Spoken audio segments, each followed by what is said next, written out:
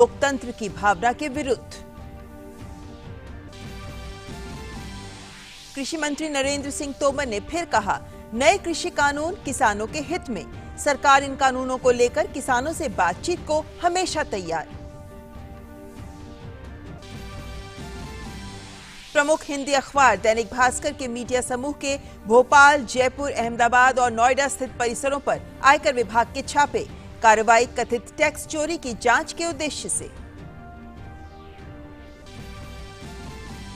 महाराष्ट्र के कोंकण, पश्चिमी महाराष्ट्र और मराठवाड़ा में भारी बारिश के कारण जनजीवन अस्त व्यस्त। कई जिलों में आज भी भारी बारिश का रेड अलर्ट। ठाणे, कोल्हापुर सहित कई जिलों में बाढ़ से हालत नाजुक।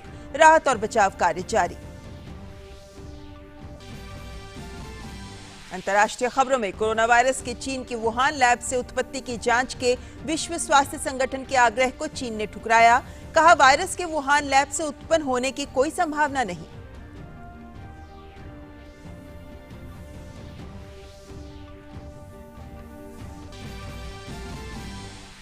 और खेल खबरों में टोक्यो ओलंपिक्स में कल होगा रंगारंग उद्घाटन। उद्घाटन से एक दिन पहले उद्घाटन समारोह के डायरेक्टर को हटाया गया। उद्घाटन समारोह में अधिकतम 50 होगी भारतीय एथलीट और अधिकारियों की भागीदारी।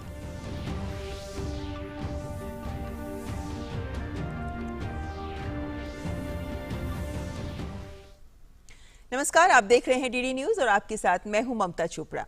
केंद्रीय सूचना और प्रौद्योगिकी मंत्री अश्विनी वैष्णव ने राज्यसभा में कथित फोन डेटा लीक मामले पर आज बयान दिया। केंद्रीय मंत्री ने सदन में दिए गए अपने बयान में सभी आरोपों को बेबुनियाद बताया। उन्होंने कहा कि यह पूरा मामला भारत के लोकतंत्र को बदनाम करने की साजिश है।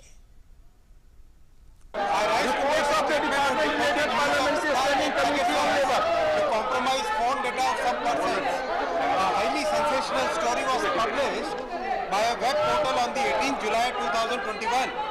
Many over-the-top allegations have been made around this story. Honorable Chairman Sir, the press reports have appeared a day before the monsoon session of Parliament. This cannot be a coincidence, Honorable Chairman Sir. In the past, similar claims were made regarding the use of Pegasus on WhatsApp. Those reports had no factual basis and were categorically denied by all parties, including in the Supreme Court.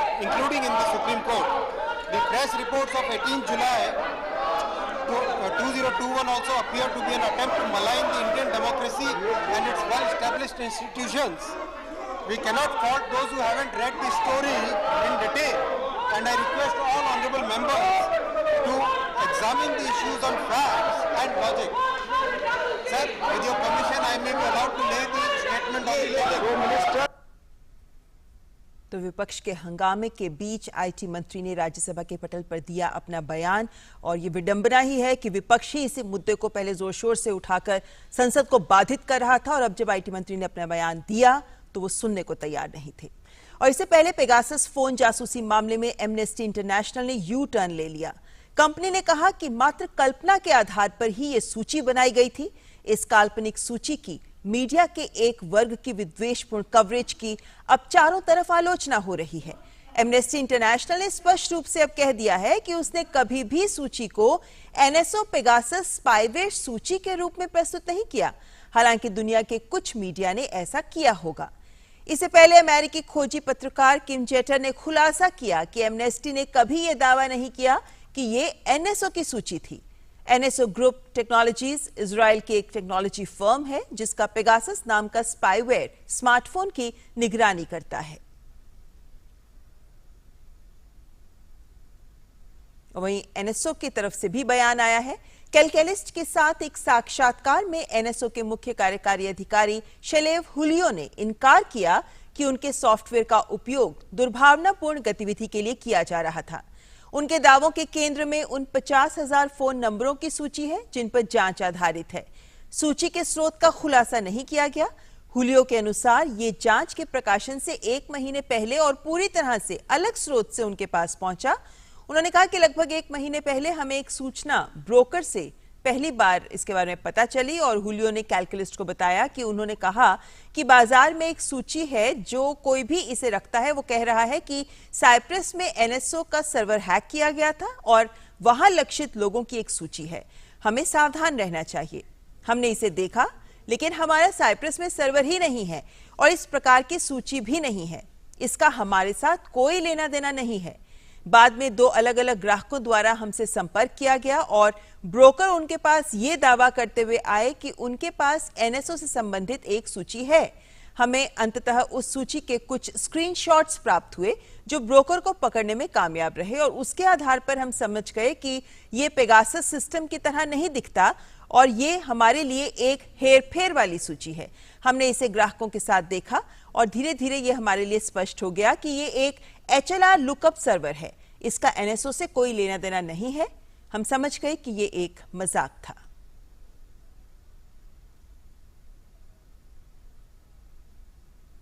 तो NSO की ओर से भी आ चुका है ये स्पष्टीकरण।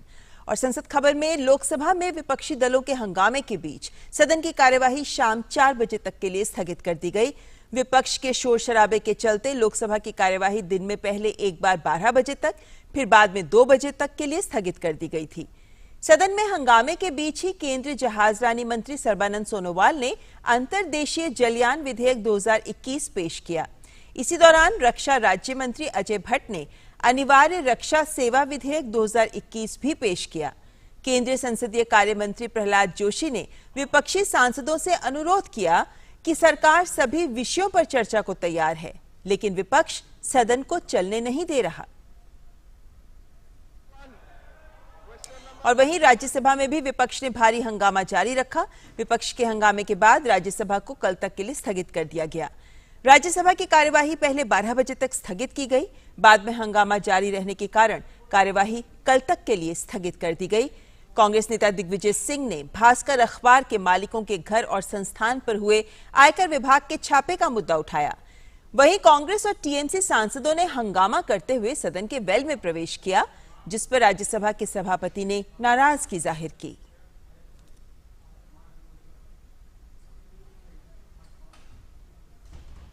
केंद्रीय कृषि मंत्री नरेंद्र सिंह तोमर ने कहा है कि हमने किसानों से नए कृषि कानूनों के संदर्भ में बात की है।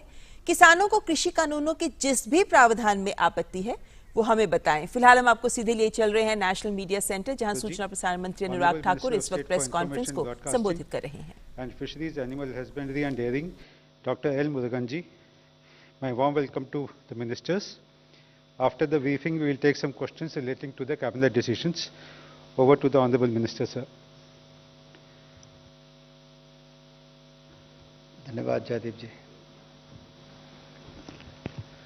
आज माननीय प्रधानमंत्री नरेंद्र मोदी जी के नेतृत्व में कैबिनेट की बैठक हुई, जिसमें कुछ महत्वपूर्ण निर्णय लिए गए हैं। मैं आप सबके बीच में उसकी जानकारी देने के लिए आया हूं। जैसे आपको जानकारी है कि बहुत लंबे समय से लद्दाख को केंद्र शासित प्रदेश बनाने की एक लंबी मांग थी। उस सपने को पूरा भी नरेंद्र मोदी जी की सरकार ने किया और 15 अगस्त 2020 को स्वतंत्रता दिवस पर अपने उद्बोधन में माननीय प्रधानमंत्री जी ने लद्दाख के क्षेत्र के लिए कुछ घोषणाएं भी की थी। उसको लेकर बड़े निर्णय आज 2 किए गए हैं। तो केंद्र शासित प्रदेश लद्दाख में 750 करोड़ रुपए की लागत से सेंट्रल यूनिवर्सिटी की स्थापना की जाएगी।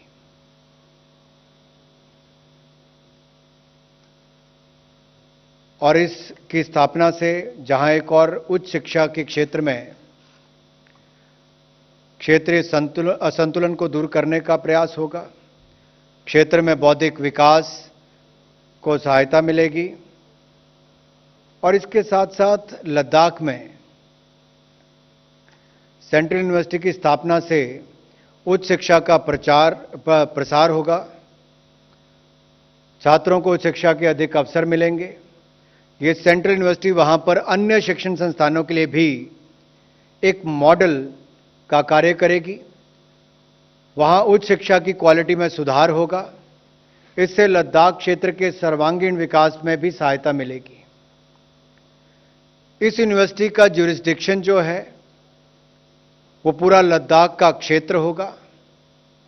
लेह, कारगिल वगैरह सारे क्षेत्र इसमें आएंगे। और इस बात पर मैं थोड़ा बल इसलिए बैकग्राउंड में जाना चाहता हूं कि जब J&K रीऑर्गेनाइजेशन एक्ट 2019 में तत्कालीन जम्मू कश्मीर के राज्य में लेह और कारगिल को मिलाकर यूनियन टेरिटरी ऑफ लद्दाख को सृजन किया गया था, और उस समय तत्कालीन J&K में जम्मू सेंट्रल यूनिवर्सिटी थी, कश्मीर सेंट्रल यूनिवर्सिटी थी। तो ये जो सारा क्षेत्र लेह, कारगिल, लद्दाख का है, ये यूनियन टेरिटरी ऑफ लद्दाख बनने के बाद इसमें उस तरह के शिक्षण संस्थान की एक भारी कमी थी। तो 750 करोड़ की लागत से central university union territory of Ladakh में स्थापित की जाएगी, जिसमें लेह, कारगिल वाले सारा क्षेत्र जितना है वो इसके अंतर्गत आएगा। दूसरा बड़ा निर्णय जो है, पहाड़ी राज्य है, मैं स्वयं पहाड़ी राज्य से आता हूं, लेकिन यहां की परिस्थितियां तो और भी चुनौतीपूर्ण है, और उसमें विशिष्ट आवश्यकताओं के अनुरूप विकास कार्यों को गति देने के लिए एक इंटीग्रेटेड मल्टीपर्पस कॉरपोरेशन की स्थापना करने का निर्णय लिया गया है। इंटीग्रेटेड मल्टीपर्पस कॉरपोरेशन की स्थापना करने का निर्णय लिया गया है। यह कॉरपोरेशन लद्दाख में उद्योग, पर्यटन, परिवहन सुविधाओं के विकास और स्थानीय उत्पादों और हस्तशिल्प की मार्केटिंग जैसे महत्वपूर्ण कार्य करेगा। ये कॉरपोरेशन इंफ्रास्ट्रक्चर में के निर्माण में भी एक सहायता उपलब्ध करवाएगा, और ये कॉरपोरेशन इंफ्रास्ट्रक्चर के निर्माण के लिए लद्दाख की मुख्य कंस्ट्रक्शन एजेंसी के रूप में भी कार्य करेगा। सो इससे वहां पर विकासात्मक कार्यों को बल मिलेगा, गति मिलेगी। इसका जो गठन होगा, जो स्थापना होगी, इस कॉरपोरेशन को कंपनीज एक्ट के अंतर्गत गठित किया जाएगा। ऑथराइज शेयर कैपिटल इसकी 25 करोड़ होगी, और जो सालाना व्यय इसके ऊपर होगा वो लगभग 2 करोड़ 42 लाख रुपया होगा।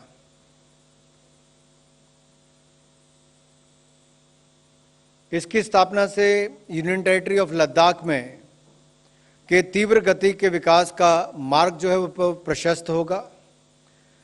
केंद्र शासित प्रदेश लद्दाख का समावेशी और एकीकृत विकास हो, इसी मंशा से इसको माननीय प्रधानमंत्री जी के नेतृत्व में मंजूरी मिली। इससे क्षेत्र की जनता का भी सामाजिक आर्थिक विकास होगा। रोजगार के सृजन भी इसी के माध्यम से होंगे, और विकासात्मक कार्य गतिविधियों को भी बल मिलेगा। आत्मनिर्भर भारत, जहां उसको बल, ये पिछले निर्णय जो मैंने कहे उससे भी बल मिलेगा।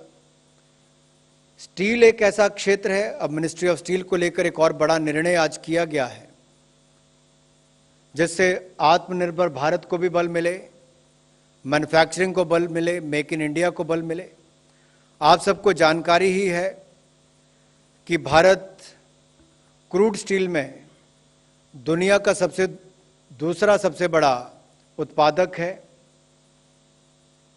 लेकिन जब स्पेशलिटी स्टील की बात आती है तो बहुत सारा स्टील हम दुनिया भर से आयात करते हैं। तो आयात कम हो, एक तरह से ना के बराबर हो, अपनी क्षमताओं को बढ़ाना है, तो उसके लिए 6,322 करोड़ रुपए की PLI स्कीम स्पेशलिटी स्टील के लिए आज मंजूरी दी गई है। तो speciality steel production link incentive scheme के अंतर्गत लाकर इसको 6,322 करोड़ रुपए की आज मंजूरी दी गई है। इससे मैन्युफैक्चरिंग को बल मिलेगा, आयात कम होंगे, 5,25,000 रोजगार के अवसर उत्पन्न होंगे, 68,000 सीधे तौर पर होंगे। और यही नहीं,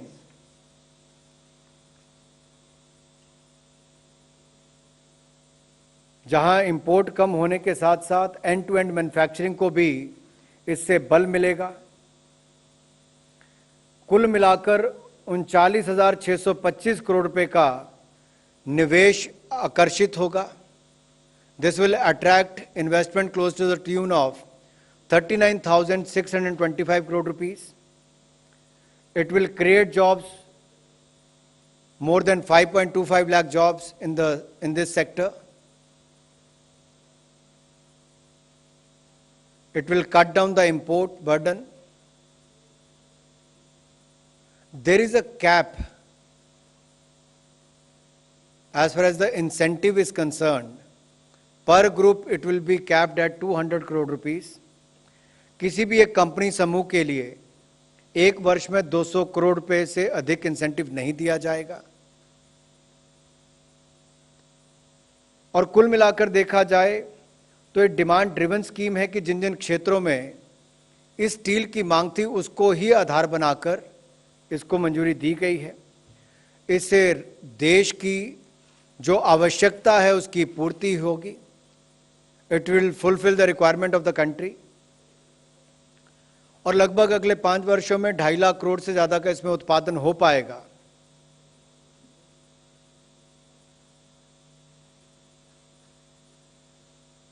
इससे हमारे एक्सपोर्ट को भी बल मिलेगा, निर्यात को भी बल मिलेगा. ना केवल इससे देश की आपूर्ति होगी बल्कि निर्यात करने के भी अवसर मिलेंगे.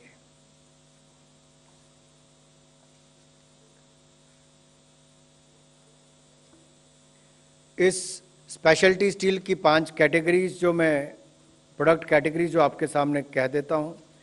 कोटेड प्लेटेड स्टील प्रोडक्ट्स हैं जिनका प्रयोग AC, fridge, automobile body, solar energy structures में होता है.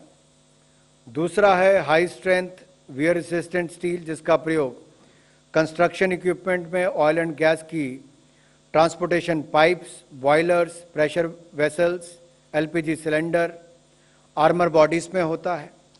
तीसरा है स्पेशलिटी रेल्स जो हाई स्पीड रेल्स में यूज होती हैं.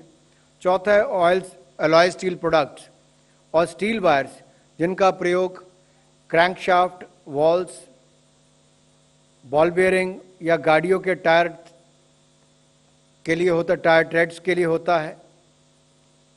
पांचवा है इलेक्ट्रिकल स्टील जो कि आपके ट्रांसफार्मर या इलेक्ट्रिक मोटर्स में प्रयोग किया जाता है.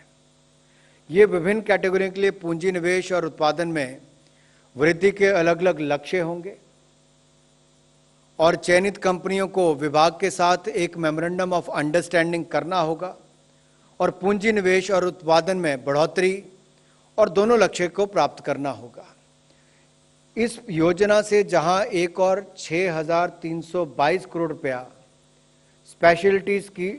स्पेशलिटी स्टील के प्रोडक्शन लिंक इंसेंटिव स्कीम के अंतर्गत दिया जाएगा अगले 5 वर्षों में, वहीं पर जैसा मैंने आपको कहा लगभग 40,000 करोड़ रुपए का इसमें निवेश भी आएगा. 5.25 लाख लोगों को रोजगार के अवसर भी मिलेंगे. धन्यवाद. Thank you, sir. We will now take a few questions related to cabinet decisions. Number 16.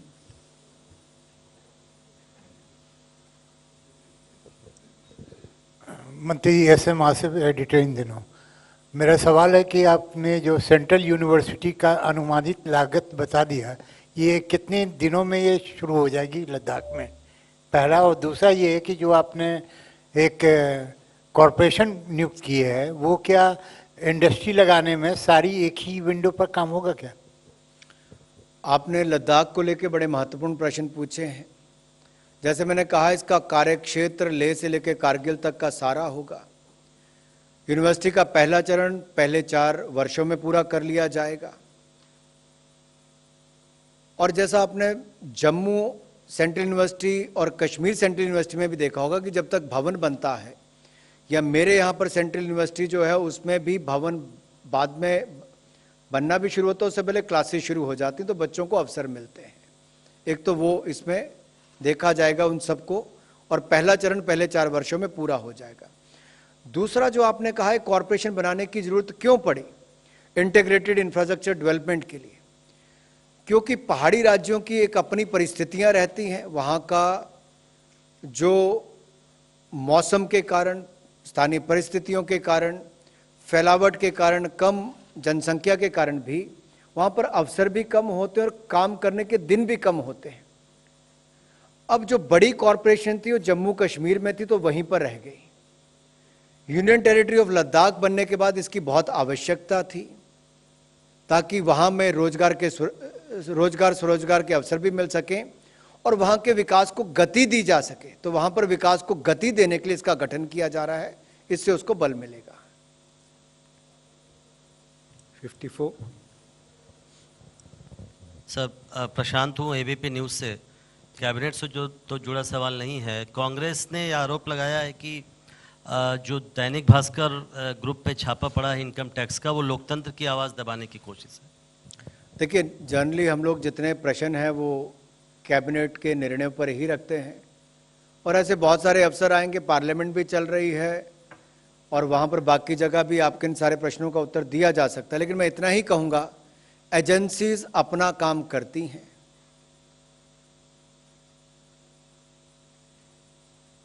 उस पर हमारा कोई दखलंदाजी नहीं होती। और दूसरा मैं इतना ही कहना चाहता हूं, पूरी जानकारी जरूर लेनी चाहिए। कई बार जानकारी के अभाव में भी बहुत सारे विषय ऐसे आते हैं जो सच्चाई या सत्य से परे होते हैं। हो गया बस, चलिए, ये वैसे उससे जुड़ा हुआ ही नहीं। तो अगला क्वेश्चन कोई है? Any other question, please, on the cabinet decisions?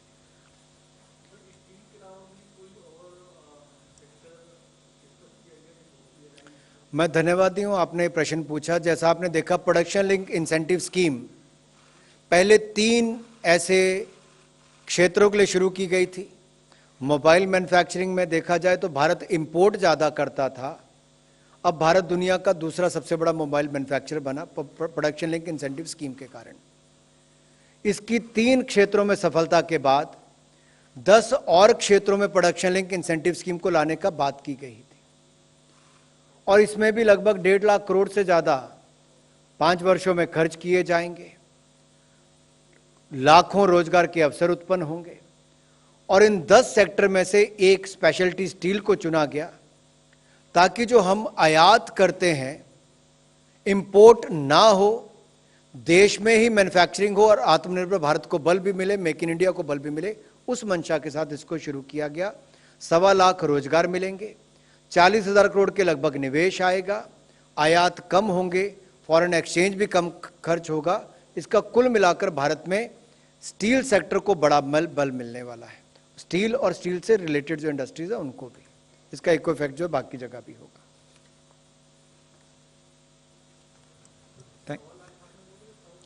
5.25 lakh लोगों को रोजगार।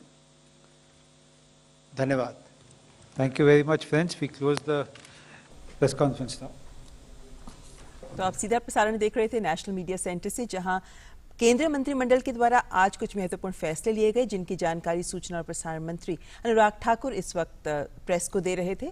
3 बड़े फैसले जो केंद्र के द्वारा लिए गए, जिनमें पहले 2 फैसले लद्दाख से जुड़े हैं, लद्दाख के विकास से जुड़े हैं, जिसमें लद्दाख में एक यूनिवर्सिटी, सेंट्रल यूनिवर्सिटी खोली जाएगी, जिसके लिए 700 करोड़ का खर्च किया जाएगा और इस यूनिवर्सिटी के साथ साथ लद्दाख के एक एकीकृत विकास संभव हो सके, इसके लिए इंटीग्रेटेड मल्टीपर्पज कॉरपोरेशन का भी गठन किया जाएगा। इसका गठन कंपनीज एक्ट के तहत किया जाएगा और ये कॉरपोरेशन होगी जो उद्योग की बात करें, इंफ्रा की बात करें, पर्यटन की बात करें, तमाम इन क्षेत्रों में जो विकास संबंधित योजनाएं हैं उनका पूरा खाका भी तैयार करेगी और क्रियान्वयन कैसा हो रहा है उसकी मॉनिटरिंग भी की जाएगी। तो कॉरपोरेशन का रोल लद्दाख के विकास में महत्वपूर्ण होगा।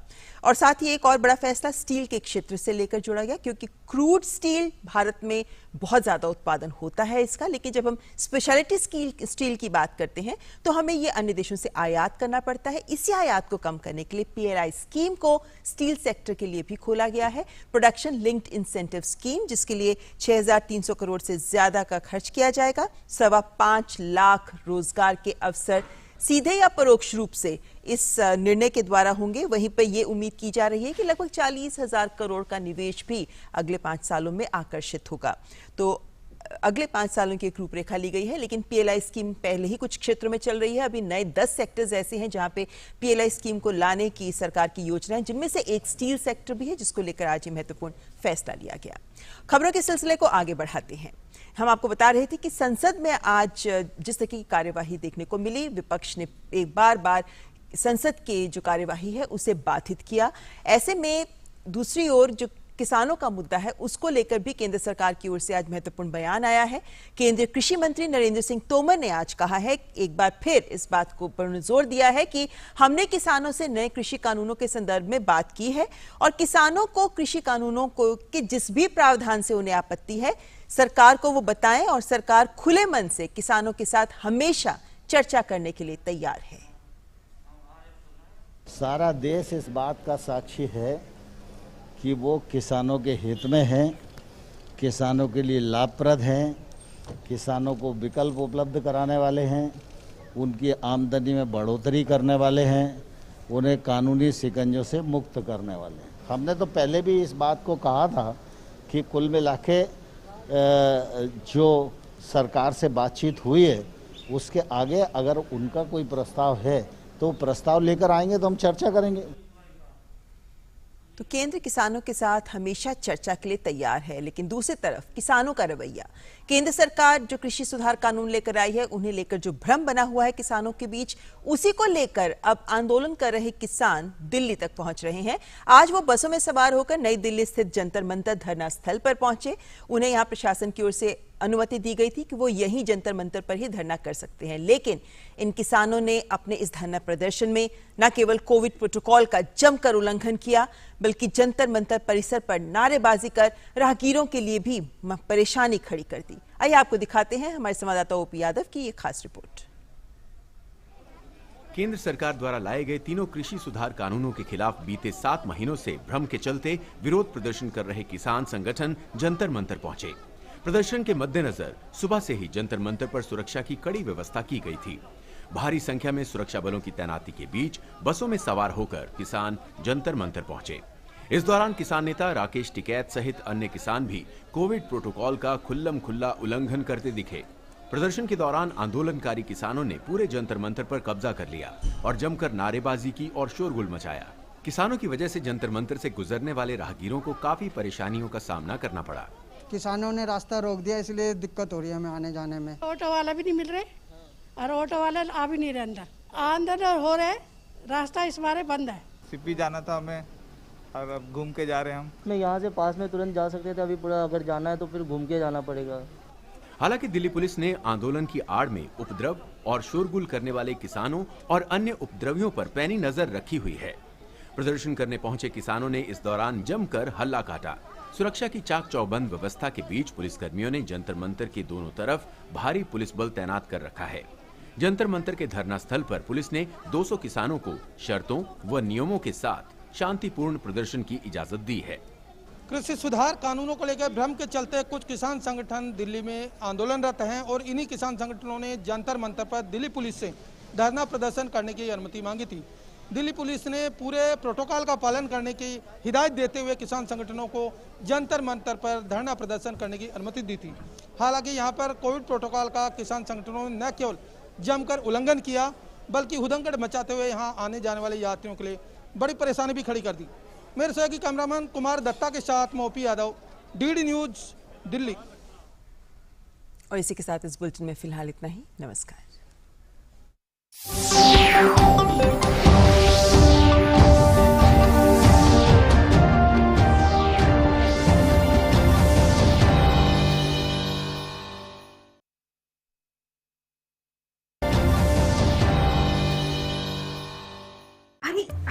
अरे मामा जी, आप कुछ खा नहीं रहे हैं, कुछ बोल भी नहीं रहे हैं। आप लोग इतना कुछ बोल रहे हैं कि आपको कुछ भी सुनाई नहीं दे रहा है।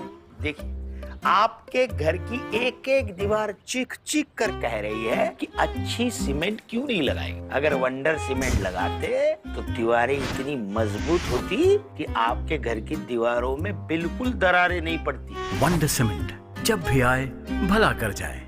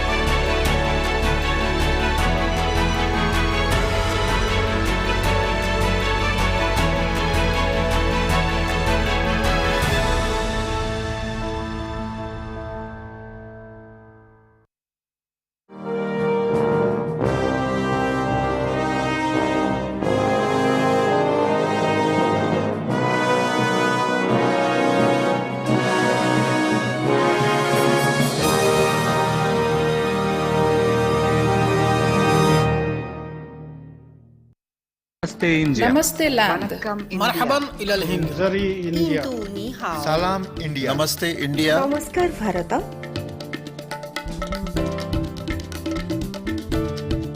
मुई इंडिया। नहनु हुनूर इंडिया। माँ हिंदी हस्ती। हिंदियान। सलाम Hindustan. We R India.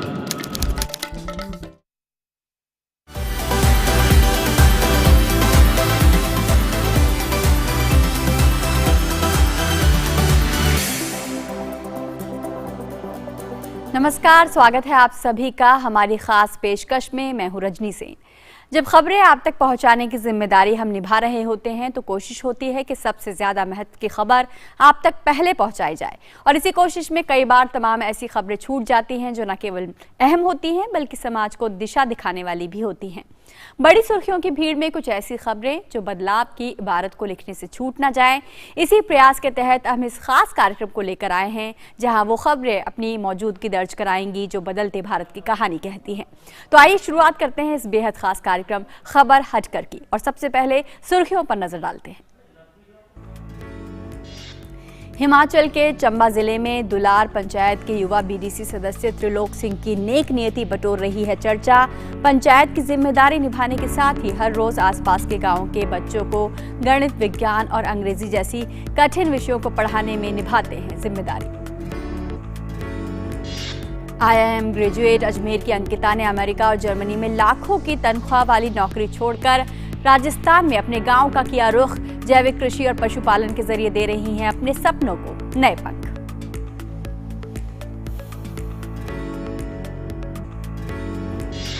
Corona काल में देहरादून के दिव्यांग छात्रों की पढ़ाई जारी रखने के लिए राष्ट्रीय दृष्टि दिव्यांग जन सशक्तिकरण संस्थान की महत्वपूर्ण पहल। दिव्यांग छात्रों के लिए ऑनलाइन व्यवस्था तैयार करने के साथ ही तमाम सुविधाओं का प्रबंध भी किया।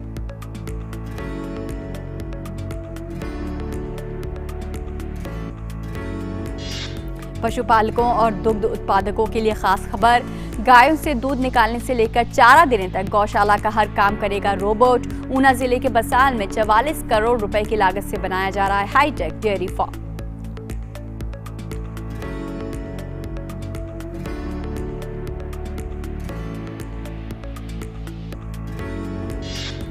शोध को बढ़ावा देने के लिए बनारस हिंदू विश्वविद्यालय की खास योजना। किसी भी शिक्षक, शोधकर्ता और छात्र के शोध या आइडिया को बौद्धिक संपदा के अंतर्गत पंजीकृत कराने का सारा खर्च उठाएगा विश्वविद्यालय।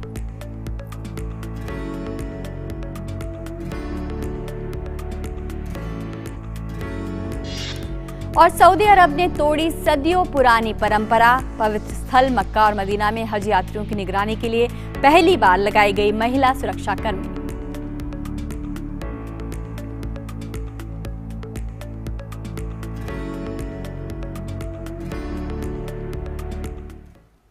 और जब हौसले हों बुलंद तो कुछ भी असंभव नहीं।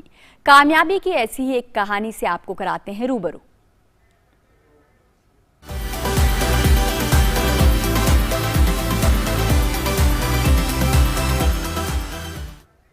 कहते हैं इरादे मजबूत हो तो किसी भी मंजिल को आसानी से पाया जा सकता है।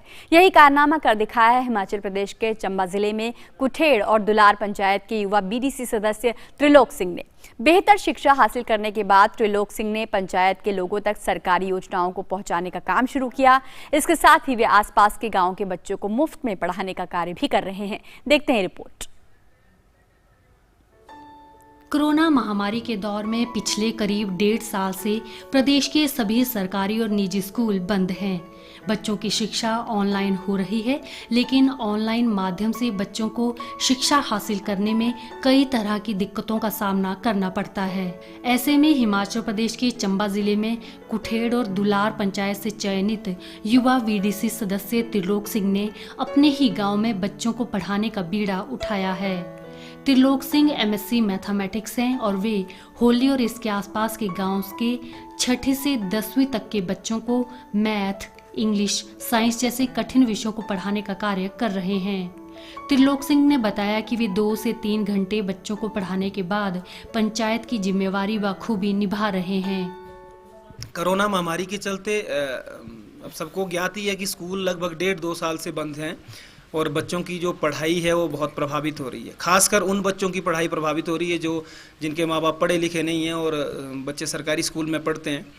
तो जो पढ़े लिखे पेरेंट्स हैं वो अपने बच्चों को घर में भी पढ़ा देते हैं, पर जिन बच्चों के माँ बाप पढ़े लिखे नहीं हैं उनके लिए बहुत बड़ा चैलेंज है। हमने एक प्रोग्राम यहाँ शुरू किया है जिसमें हमारे गांव के सब बच्चे आते हैं और अलग अलग क्लासेस के आते हैं, तो मैं उनको मैथ, साइंस और वो क्योंकि क्वालिटी एजुकेशन में भी एक्सपीरियंस है तो मैं खेल खेल के माध्यम से भी पढ़ाने की कोशिश करता हूँ ताकि बच्चे बोर भी ना हो, खेलते भी रहें और सीख भी जाएं, पढ़ाई को भूले भी ना। और इस क्लासेस के दौरान हम जो भी कोरोना के नियम हैं उनका पालन करते हुए सब बच्चों को सोशल डिस्टेंसिंग पे रख करके मास्क पहना करके कोशिश करते हैं कि सारे नियमों का पालन किया जाए ताकि बच्चों को दिक्कत भी ना आए और उनकी पढ़ाई भी बाधित ना हो। शिक्षा ग्रहण करने वाले बच्चों का कहना है कि अध्यापक त्रिलोक सिंह उन्हें मुफ्त शिक्षा दे रहे हैं और कठिन विषयों को पढ़ने में उन्हें आसानी हो रही है।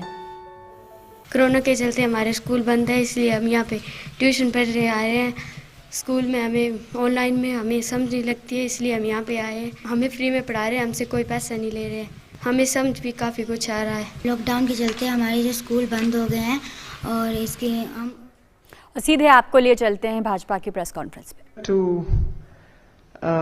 address a very serious issue, and that is the fake news which is floating around.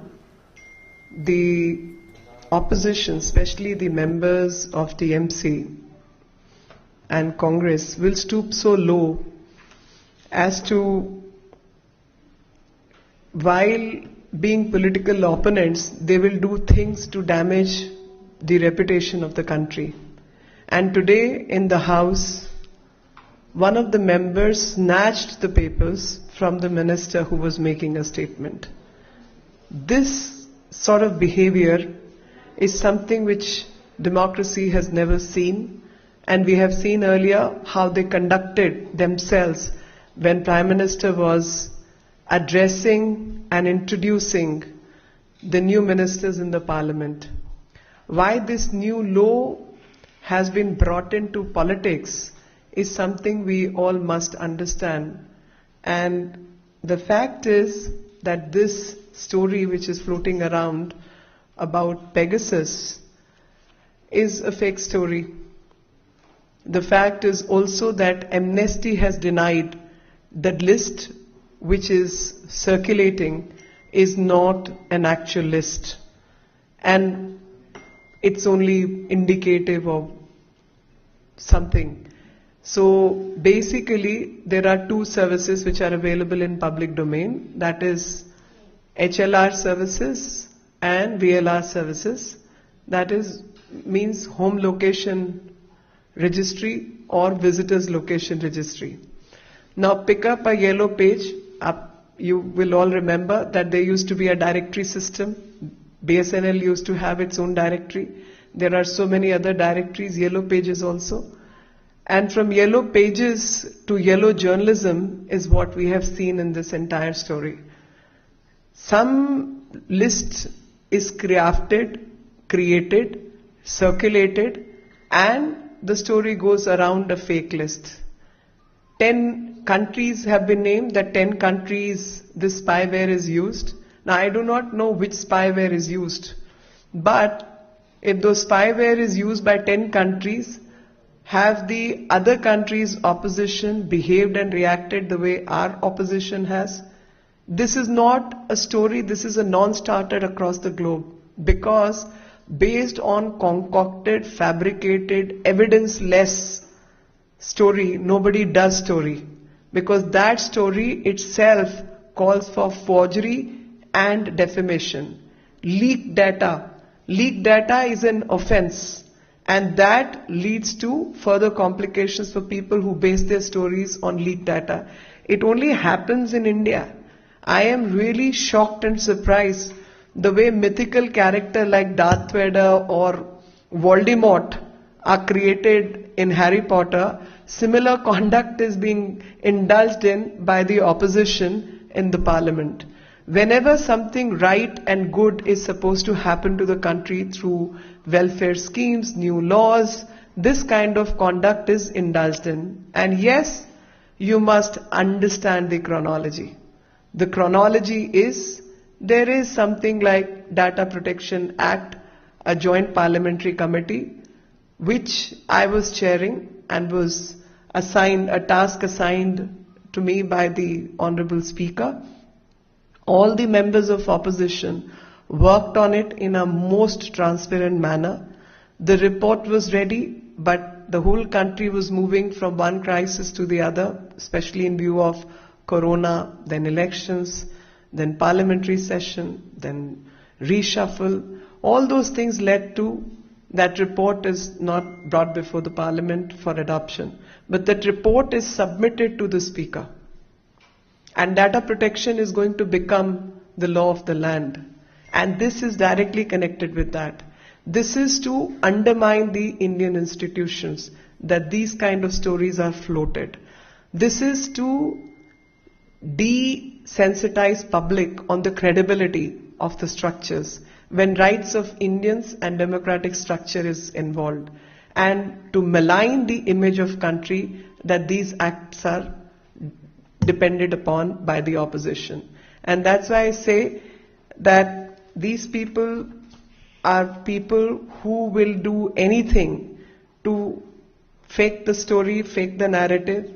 NSO, the company which builds the spyware, has denied that this is not a list of their customer and has no corroborative evidence of any connection between the list which is in circulation or their customers.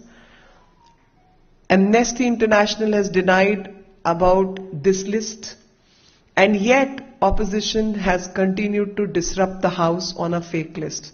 And if you recall, on WhatsApp also, they had brought this story earlier about a spyware. The matter went to Supreme Court and matter was decided against that fake narrative. Repeatedly, these kinds of narratives are built only to damage the reputation of India, so that the new ecosystem which government is trying to create to secure the data of Indians, to secure and build an ecosystem which is protective of Indian data and Indian the rights of Indian people.